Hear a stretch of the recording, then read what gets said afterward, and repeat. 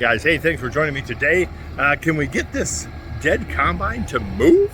It's time to start tearing it apart to get the tracks off of this combine and onto my combine. So those of you that are new or don't know, the combine had a cab fire. I knew the farmer. He put brand new tracks on it, and we got the combine with the chopping corn head that we've been using for a couple years for less money than it would cost to put rubber on my combine. It's got Goodyears on it now, and they're more than 1 year old, so good luck. Goodyear's tires still seem to suck, and so the goal is to pull that front axle off and that front axle off and flip-flop them, and let's hope it works. So I have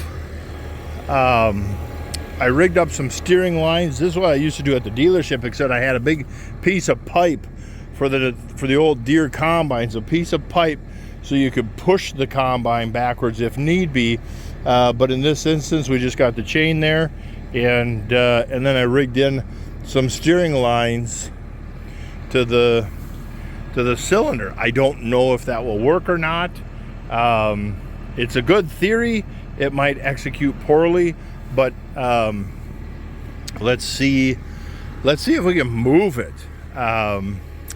That is plan A, just to move it away from the road. I want to get it out here in the middle where it's solid ground and a little more flat, maybe towards the rock pile, and then go cut over the next couple weeks, cut some stumps off, so I got something to jack it up and get that front axles swapped and kind of go from there. If I ever had time in the winter, you know, you got a good engine and gear case and hydro motor, good rear axle and wheel motors and tires, rotor gearboxes, cylinder drive gearboxes, all the variators. And so there's actually a mountain of great parts here. It just, can a guy get it tore down? And the shell alone, I mean, these Lexions, that I could literally just rebuild that combine for the rest of my life. You will never be patching the side sheets or the grain tanks. They just never wear out. They're built to be rebuilt. So we got a mountain of fantastic parts here.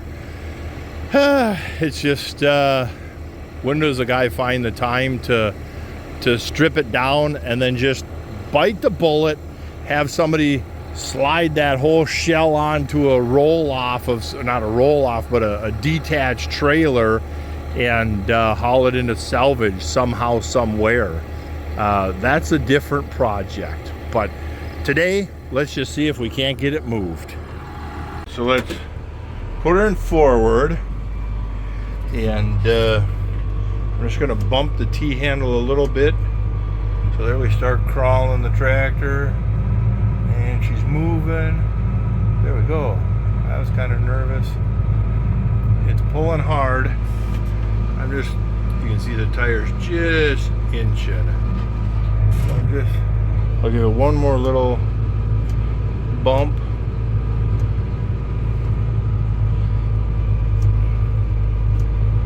There we go. Now,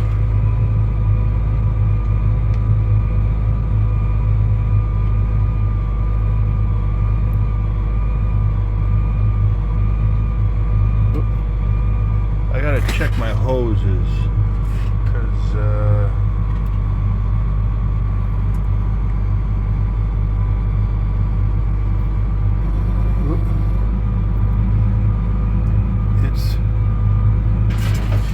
hoses aren't quite, my steering isn't quite steering. The hydraulics set super slow.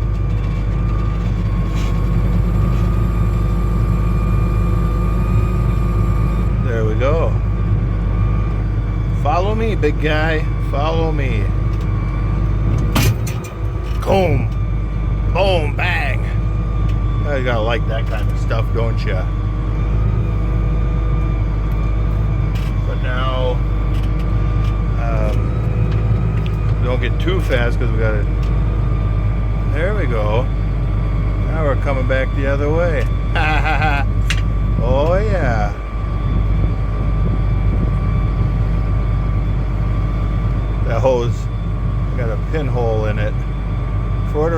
can't go to the right very well.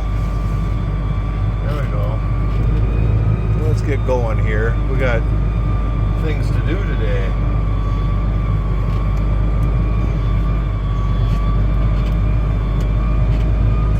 Yeah. You guys gotta like that.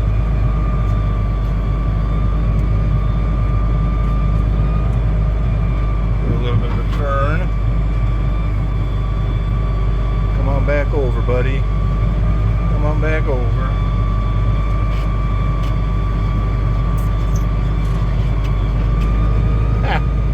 Gotta love it. You gotta love it when a plan comes together, huh? Huh?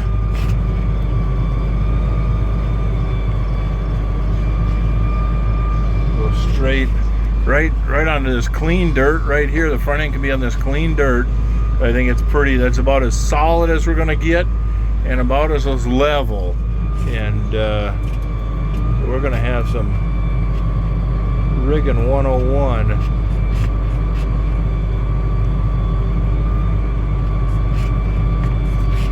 Cribbing.